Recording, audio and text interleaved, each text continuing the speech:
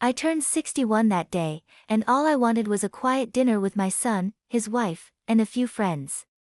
Nothing grand, just good food, warm company, and maybe a toast to another year of keeping myself together without falling apart. Instead, I ended the night in complete silence, staring across a candlelit table as my only child publicly claimed something that had never been his to take. The night started normally enough. The restaurant was one of those trendy new places Ashley picked: exposed brick, hanging Edison lights, servers who called you boss. I had barely sat down before she handed me a gift bag with tissue paper fluffed like a peacock. Inside was a printed baby onesie that said, "Best grandma ever." "We thought it was time," she said, all wide eyes and manicured sweetness, "to start planning the nursery. Right, Daniel?" He smiled, almost too calm, too rehearsed, and nodded. "Yeah, especially since we'll have more space soon." I blinked. More space? Ashley leaned in across the table. "We're just so grateful you agreed, Mary. Honestly, not every mom would be this generous." The table went quiet. I frowned, unsure what I had supposedly agreed to. Before I could ask, Daniel stood up and tapped his spoon against his wine glass. "Can I have everyone's attention for a second? Before we begin, make sure to like and subscribe, and please tell me and others what's one life lesson everyone should hear before it's too late. Share it in the comments below." "Thanks," he said, raising his voice just enough to make the servers pause. "Tonight's not just about celebrating my incredible mom's birthday. It's also about a big change for our family." Ashley took out her phone, recording. "We're moving into Mom's apartment." Daniel beamed. "It just makes sense. She doesn't need all that space anymore, and we're starting a family. It's such a gift, honestly. So generous. Let's raise a glass to the woman who made it happen." Glasses clinked. I didn't move. My fork hung in midair, limp in my hand. He looked at me, smiling too hard. "Right, Mom?" The pressure in the room snapped into place like a trap springing shut. Ashley had the camera on me. Everyone stared, waiting for my reaction. I nodded, not because I agreed, but because I panicked. My brain froze. I felt like I'd been pushed onto a stage in the middle of a performance I'd never auditioned for. I forced a smile, took a sip of wine, and waited for the room to move on. It didn't, not really. The conversation shifted, but I sat there as the blood drained from my face, the meal turning to cardboard in my mouth. Ashley launched into how she'd redecorate the apartment, paint swatches, crib placements, taking down the old lady curtains. She laughed and said, "Of course, we'll let you visit. You can still keep your plants on the balcony if you want." Daniel added, "We'll give you plenty of time to move. No pressure." They hadn't even asked me. They decided, declared, announced to my friends that my home, the place I'd shared with my late husband for 30 years, the home I'd cried in, slept in, repaired by hand after a pipe burst, was now their starter nursery. I excused myself halfway through dessert. Daniel gave me a look like I was being dramatic, but I just told them I wasn't feeling well. Ashley offered to call a rideshare. I declined. I walked 3 blocks in heels I hadn't worn in years until my toes blistered and my chest burned, but it was the only way to get my thoughts to stop screaming. By the time I got home, my apartment felt different, not safe, not mine. I locked the door, checked it again, and then again. Their voices echoed in my head, Ashley laughing about my curtains, Daniel saying I didn't need the space. My husband's photos lined the bookshelf, and suddenly they looked like warnings, not memories. I sat at the kitchen table with my hands flat against the surface and couldn't move for almost an hour. When I finally did, I opened a drawer I hadn't touched in months, my husband's old file folders, legal documents, wills, emergency contacts. The last time I looked through them was right after his funeral.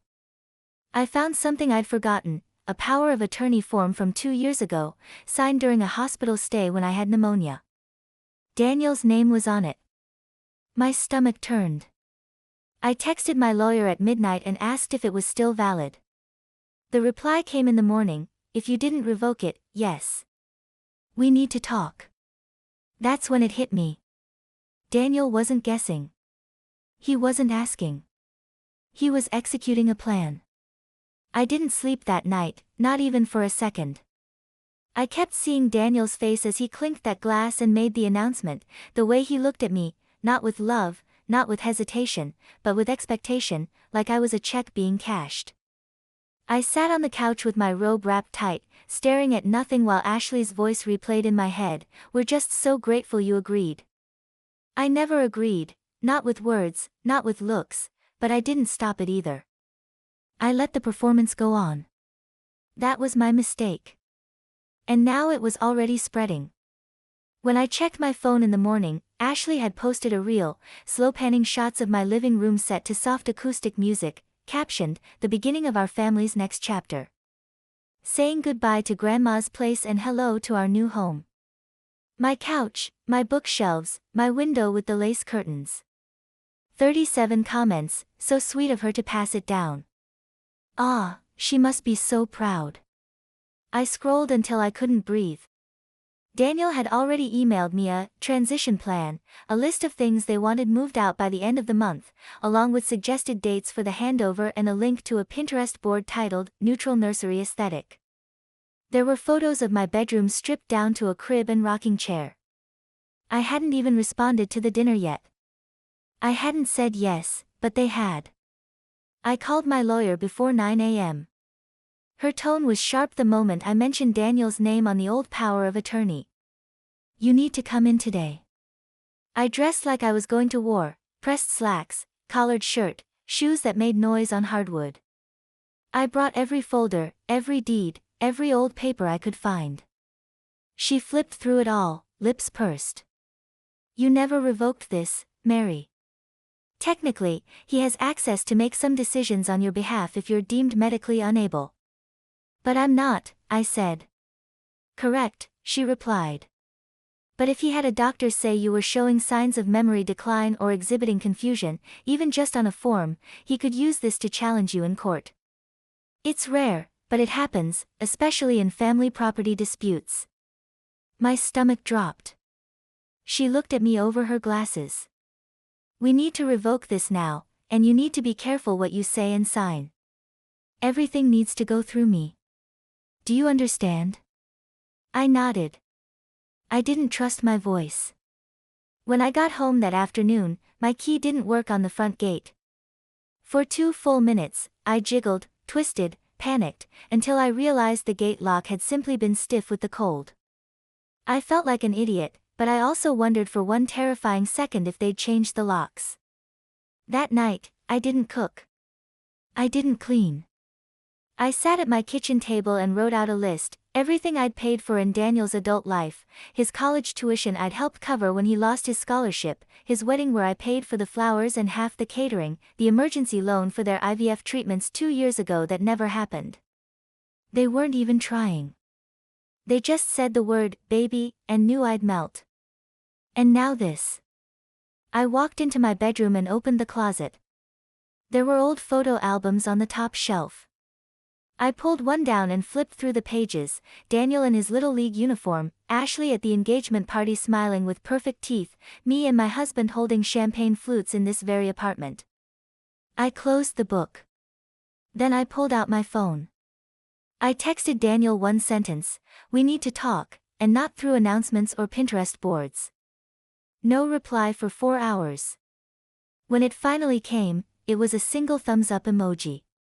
That's when I knew I wasn't his mother anymore. I was his obstacle, a locked door, a name on a deed, something he needed to move out of the way. And he wasn't going to ask again. 3 days after the dinner, a manila envelope slid under my apartment door while I was in the shower. No knock, no doorbell, just the soft scrape of paper against tile.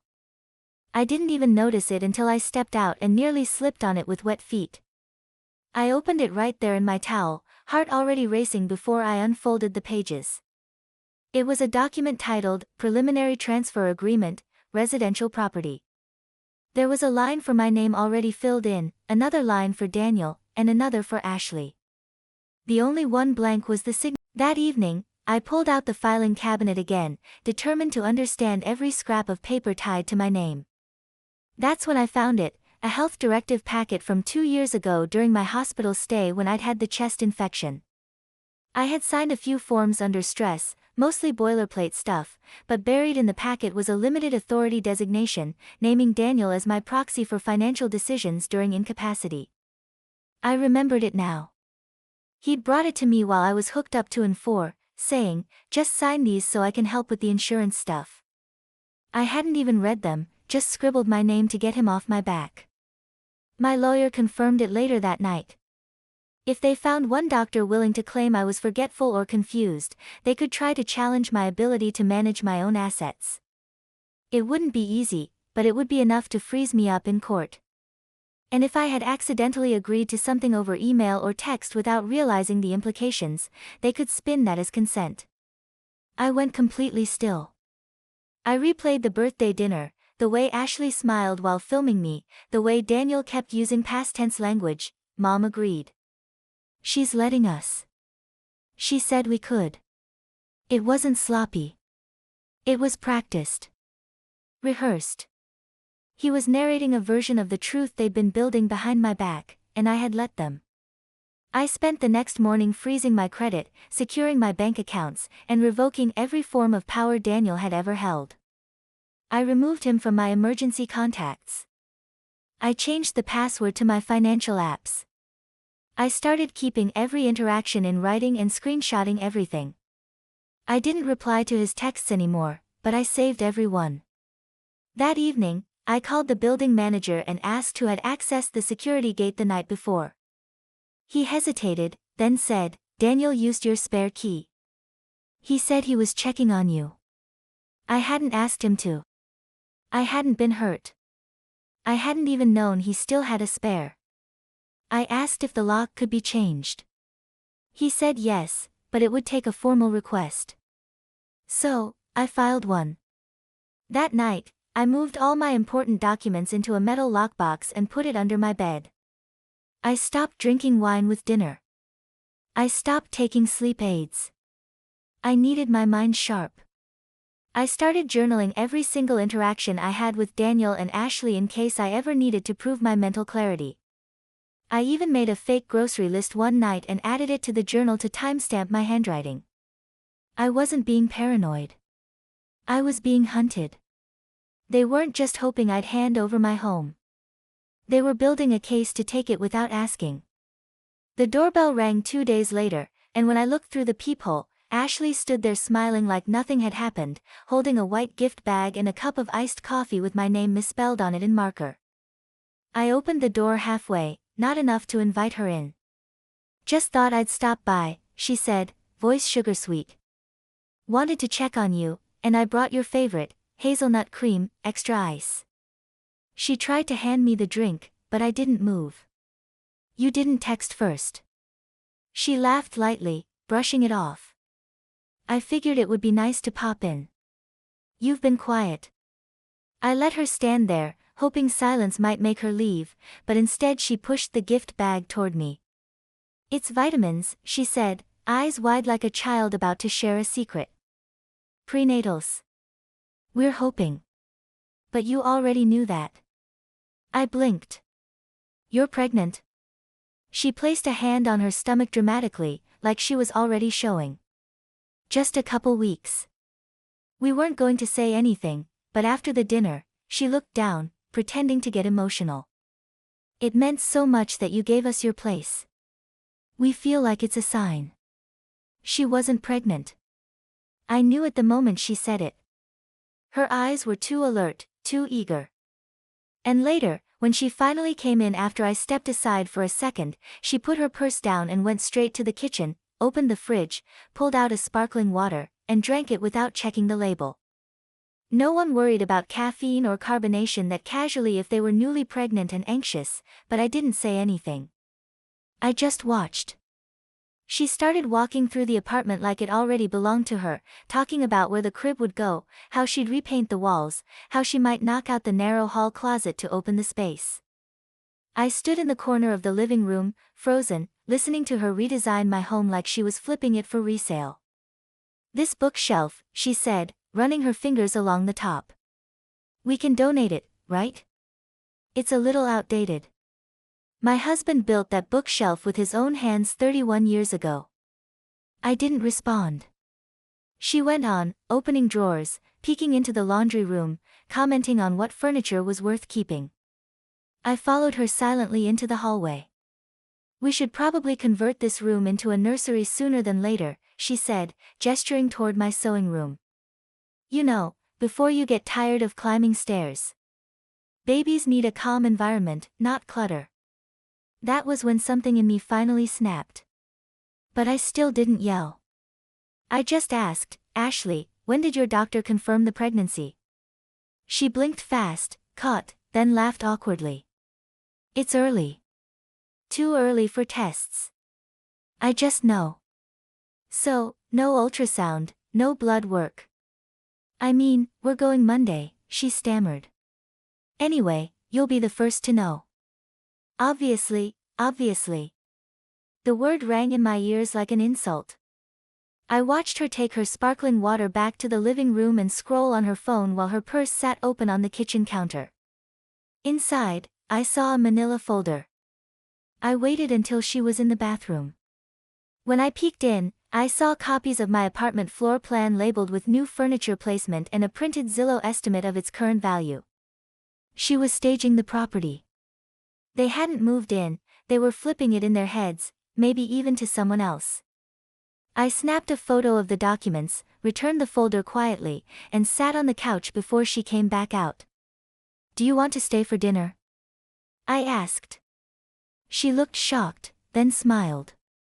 "Sure, that'd be so nice." "Should I call Daniel?" I said, "No, just us." I served her frozen pasta and stale wine. Let her get comfortable. Then I watched her leave around 8, still smiling, still talking about color palettes and baby names, completely unaware I had seen what was in her bag. I locked the door after her and pushed my heavy sewing machine in front of it. I wasn't scared. I was focused. I opened my phone, scrolled through my screenshots, and started a new folder called Proof. This wasn't family. This was fraud. And now I had evidence. The next morning, I woke up before sunrise and started packing, not with boxes, but with information. I called my old friend Iris, a retired real estate agent who now lived 3 towns over and mostly spent her days tending roses and ignoring her ex-husband's texts. Iris didn't ask why I was calling at 6:11 a.m., just said, "Talk to me." And I did. I told her everything, every step from the birthday dinner to Ashley's fake pregnancy, the documents in the purse, the forged narrative they were spreading like a family fairy tale. Iris listened without interrupting, then said, "You need to get out before they realize you've caught on." She offered to help me list the apartment quietly through her network of private buyers, no public listings, no online photos, just word of mouth among serious cash clients. "You'll get a little less," she said, "but it keeps them from interfering or contesting the sale before it closes." I agreed immediately. The next 3 days, I played dumb. I texted Daniel short, friendly replies. I liked Ashley's new nursery photos on Instagram. I posted a picture of my dinner one night, meatloaf and mashed potatoes, with a caption about how nothing beats home cooking. I wanted them to believe I was still docile, still soft. Meanwhile, I booked an inspection for a small property I found through Iris, a 2-bedroom cabin 2 states away in a lakeside retirement town where no one knew me and no one owed Daniel anything. The listing photos showed an outdated kitchen and a cracked patio, but I didn't care. It was private. It was mine. The seller was a widower looking to downsize and agreed to sell for cash if I didn't haggle. We shook hands the next day. While Daniel thought I was watching cooking shows, I was coordinating a wire transfer and scheduling movers for furniture I hadn't told anyone I was taking. I hired a man from church, Frank, who had a truck and didn't ask questions. He boxed up my husband's old workshop gear, the heirloom dishes, and the boxes of photos from the attic, all in one day. I told the building superintendent I'd be traveling indefinitely and not to share anything with family unless I gave permission. It happened on a Tuesday, late afternoon, just as I was wrapping up a call with the title company, confirming that the apartment sale would close in 72 hours, all in cash, no contingencies, just how Iris had arranged it. I had just hung up when the knock came, sharp, insistent, not the polite kind. I didn't answer. I stood in the hallway, silent, listening. The knock came again, then a voice, Daniel's. "Mom, open the door." I didn't move.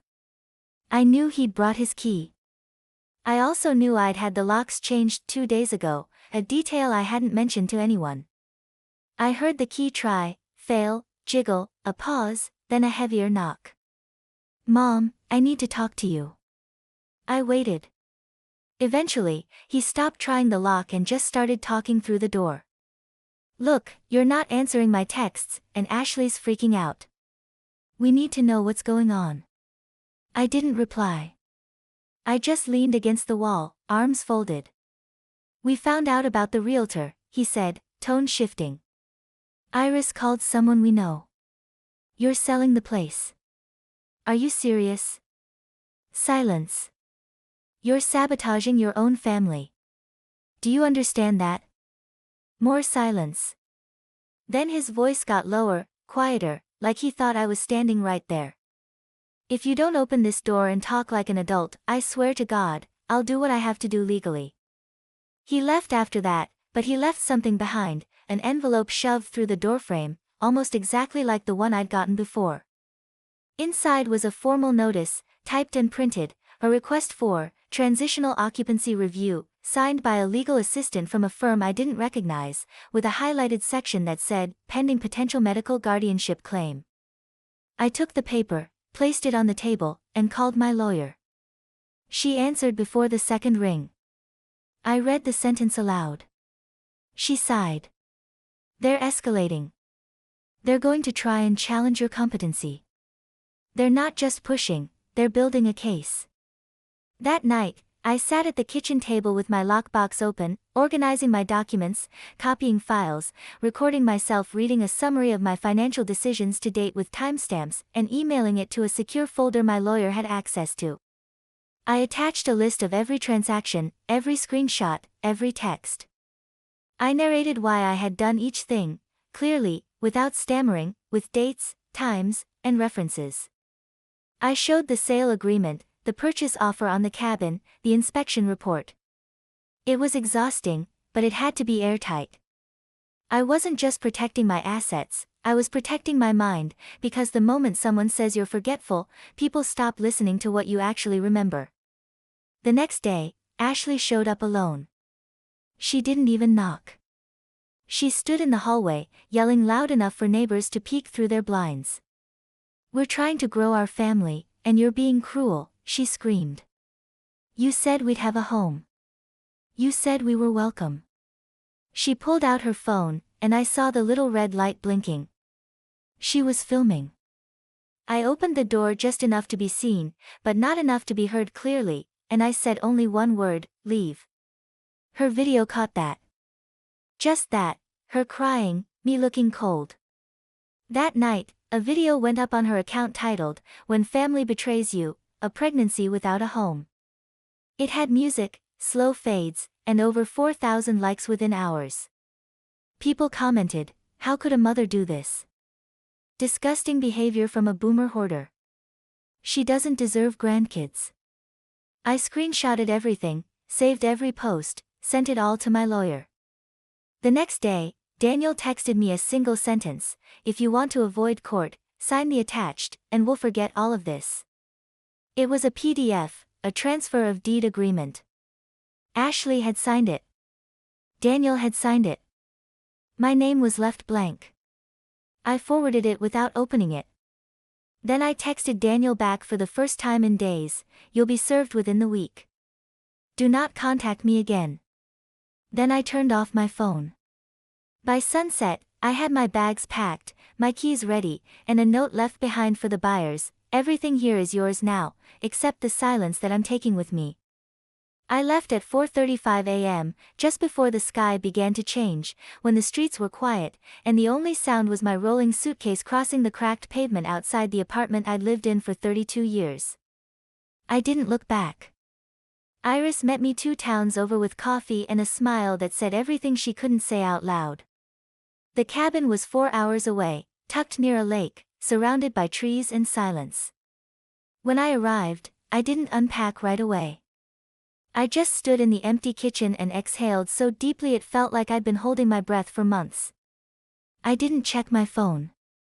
I knew what would be waiting, and I was right.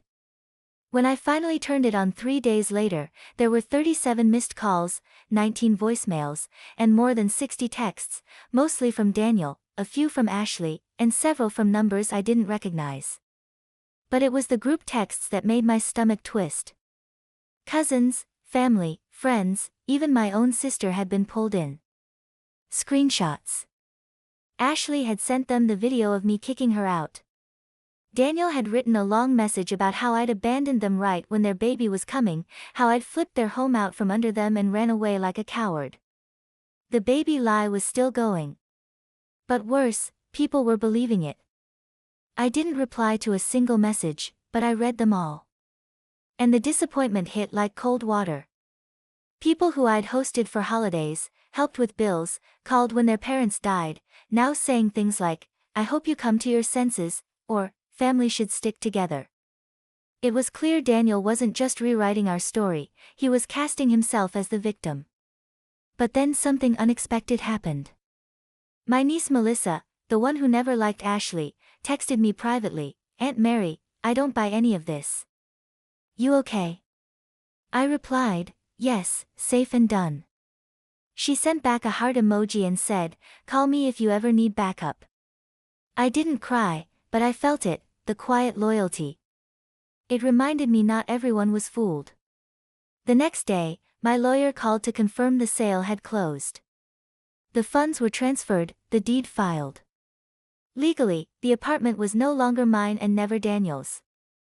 I asked her about the guardianship threats. She said, "They won't risk filing now.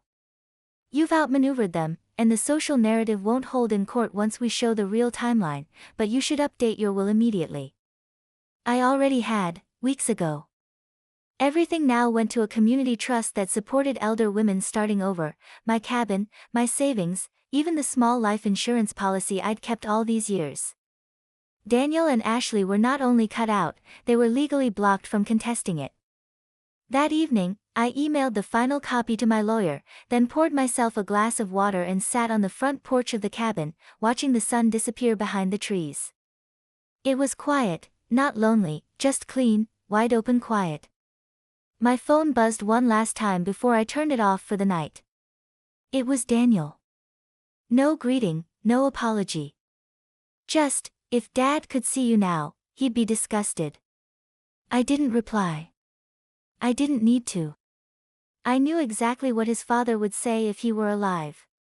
He'd say, "She should have done it sooner."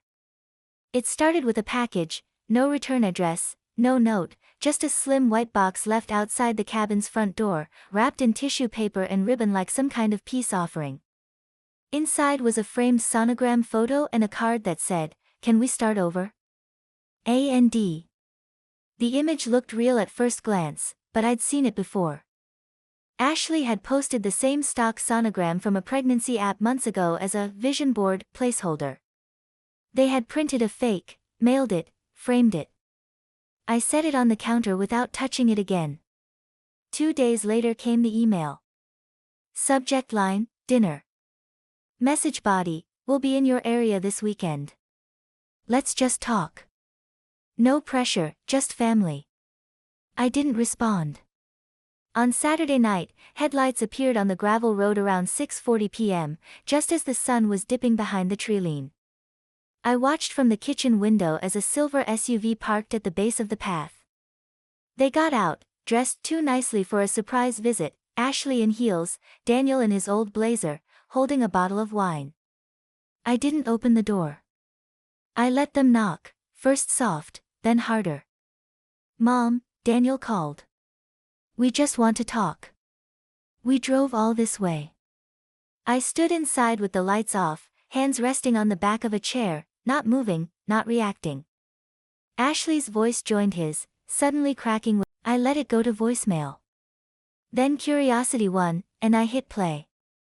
It was Ashley. Hi, Mary. It's me. I know things got messy, and I just wanted to say we're still hoping to keep a door open for the baby, for the future. Please call. I deleted it, because the only door that mattered was the one they could never walk through again. It wasn't a dramatic affair, no mahogany office or gasps from shocked relatives, just a quiet meeting over black coffee at my lawyer's desk on a cloudy Thursday morning. The final signature sealed what I'd already known in my bones: Daniel and Ashley were officially cut out of everything.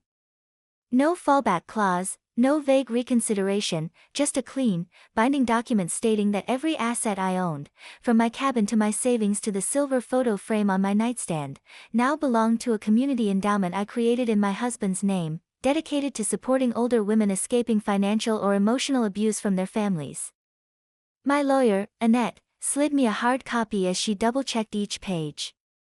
It's done, she said. If they challenge it, they'll lose. The paper trail is unbreakable. I nodded and took the folder, feeling the weight of it like armor. 2 days later, Melissa called. I think Daniel knows, she said. He's been posting those passive-aggressive quote images again, betrayal always comes from the ones closest to you, kind of stuff. And Ashley changed her Instagram bio to chosen family only. I laughed for the first time in weeks, short and hard. Let them quote, I said. They lost the right to my name when they tried to steal it.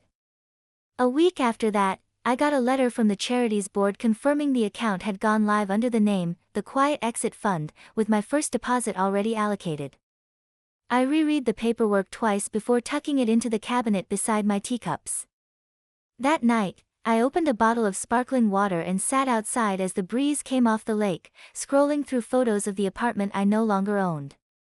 A new family had moved in, young, simple, normal. No nursery plans, no manipulation, just smiles in a clean living room.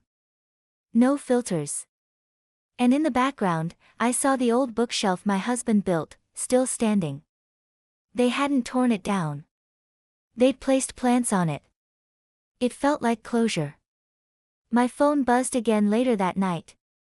A message from Daniel's old college roommate, of all people, saw what they did. You were right to cut them off. Wish my mom had done the same before my sister drained her dry. I replied with a simple, thank you. Because the truth was, I hadn't just protected myself. I'd put a name on something millions of people lived through and never talked about. I was done being quiet. And while they stewed in their echo chambers of fake grievances, I had rewritten the ending they thought they were entitled to write. I didn't give them a fight. I gave them silence, and that, I was learning, was louder than anything they could scream. 6 months later, I stood on the back porch of my cabin, barefoot, with my hands wrapped around a warm mug of mint tea grown from the planter box I'd built myself, watching a line of birds trace the sky like a string being pulled across the lake.